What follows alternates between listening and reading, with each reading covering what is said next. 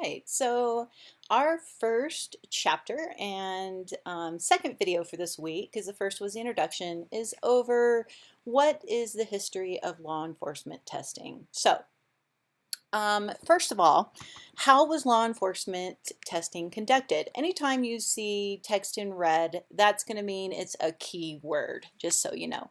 And it's just something that's covered in your textbooks as well. But you don't have to worry about any quizzes because on this we don't have any quizzes over the keywords. It's more over the written test. So that's just to let everybody know.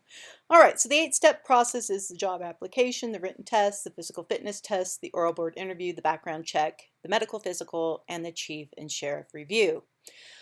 The stereotypical officer, when we look back through history, was a white male that was 5'7" tall. And you did have some policewomen, but their powers were limited and matronly, and we'll go over that in a minute. Well, here we are. Policewomen used to be matrons. They only performed those matronly duties. So if we had a girl that was assaulted and scared of a male because she was assaulted by a male, we would send a girl detective out there in a skirt to interview them. A lot of skating rinks were patrolled by police women, and that's what they used to be called. In fact, my badge used to say policeman. It wasn't until the late 90s that they changed it to police officer. The Pinkerton Detective Agency is the oldest and largest private investigating agency in the U.S., and women held jobs as investigators and built their credibility through working at the Pinkerton Detective Agency. There were 6 eras in policing. First were the forerunners, so that's when you had the matrons in the 1820s to 1899. Then early policewomen up through the 1928. Then you had the Depression losses, which was 1929 to 41. You had the World War II in 1940s, paving the way for the new patrol, 1950 to 67, and women become crime fighters, 1968 to the present. I actually added a 7th era of policing, which I call women are accepted as co-workers. I feel that even though the 6th era of policing accepted women in 1968, officially that it was not unofficially accepted until the new millennium. All right, so who were the first 3 policewomen? And it's really cool because Oregon's on the board. First was in 1891 in Chicago, Marie Owens. Second was 1908 in Oregon, Portland, Oregon, Lola Baldwin, and third was Alice Stebbins in 1910. She did a lot. She was an advocate for the policewomen, and she started the International Association of Women in Police. All right, so August Vollmer was very important for American policing. Number one, he was the chief of police in Berkeley. He is what we call the father of modern day policing in America. I teach that in my introduction to law enforcement class. He hired a woman that was the head of the crime prevention division, and he engaged in community policing, or COP, and POP, or problem-oriented policing. All right, IACP, that's the International Association of Chiefs of Police, is the world's largest and most influential association for leaders of police department. In 1922, policewomen were a hot topic, and the hot topic was that they should have training in crime prevention and they should have womanly characteristics. All right, policewomen in the 20s and 30s. World War II provided that opening. There were over 1,500 policewomen in 1930. 1940, almost 250 were added, and an average of 24 policewomen every year after that were added. In the 40s and 50s, we had World War II, focus was on juveniles and delinquency, and women started getting actually firearms training, and their uniforms started to change. And by the 1950s, we had 2,500 policewomen. In the 1960s, policewomen were actually allowed in the field with policemen, and Indiana had 2 policewomen in the same car as partners. What changed the landscape really in the late 60s was the civil rights legislation, the women's rights movement, major lawsuits, due process issues with Felicia and Gertrude, which were the NYPD's first women lieutenants who had to actually sue for it. All right, post-1980s, the pencil skirt for being a policewoman is gone.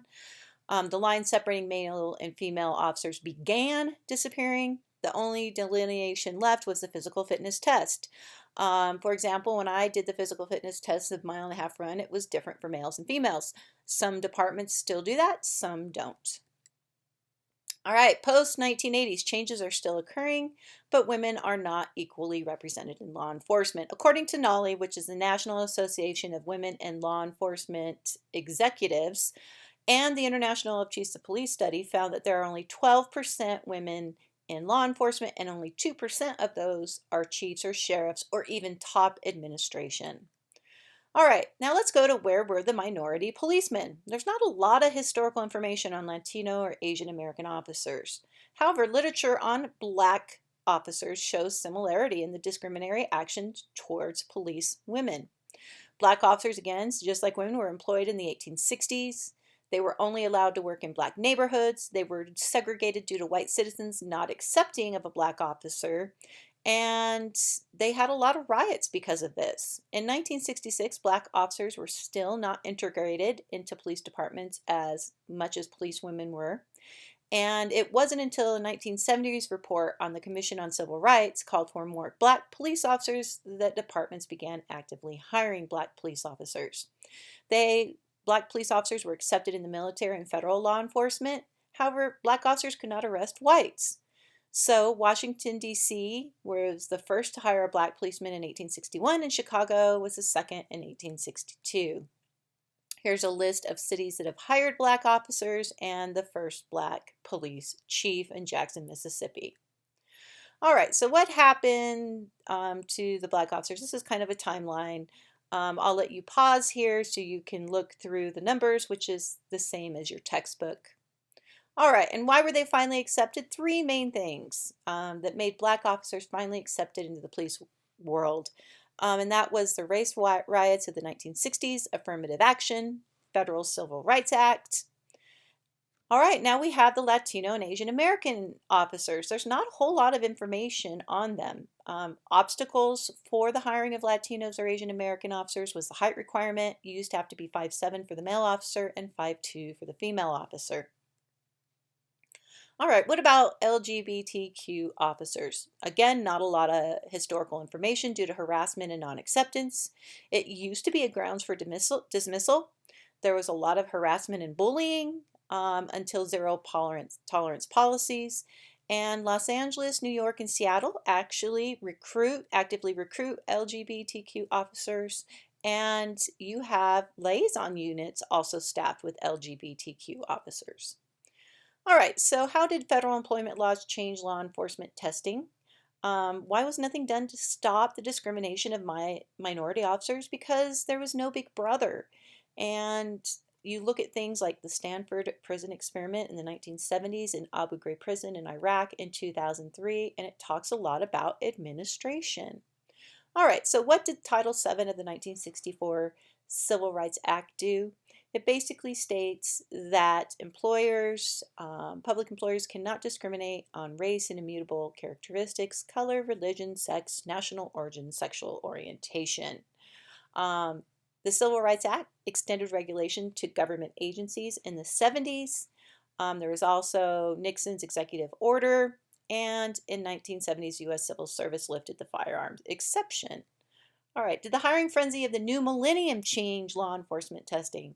Many departments lost large numbers of officers and had to fill those positions. We had baby boomer retirements, attrition, military call-ups, new generational expectation, and organizational changes. Because the baby boom generation, there was so many and they made such a mass exodus, it left a big hole in the policing world for new hires. Military call-ups. The U.S. got involved, got war, the terrorist attacks of 9/11. These all brought departments to say, how are we going to get more officers? Well, they expanded recruiting efforts, made recruiting divisions, developed marketing plans, offered signing bonuses, and relaxed qualifications. All right, new recruitment vision. Their sole purpose was to hire as many officers as they could, and the qualifications were lowered in the background investigations, in the psychological evaluations, and in the chief sheriff review. But unfortunately, we had the financial crisis of the 2007-2008 period that did change as well. Officers took furloughs to save jobs, but in the end, thousands and thousands and thousands of officers were laid off and lost their jobs and houses and had to move. The only thing good about the financial crisis was, even though a lot of officers had to be laid off, they looked at the relaxing of those qualifications and what harm it did with citizen complaints, excessive use of force, and decent behavior. So qualifications for new candidates were once again raised. And this brought up problems with the candidates not being able to not go throughout the process because of drug use, past drug use, physical fitness, financial history, and also the paramilitary nature of the work. All right, that ends chapter 1. We'll see you for the next chapter.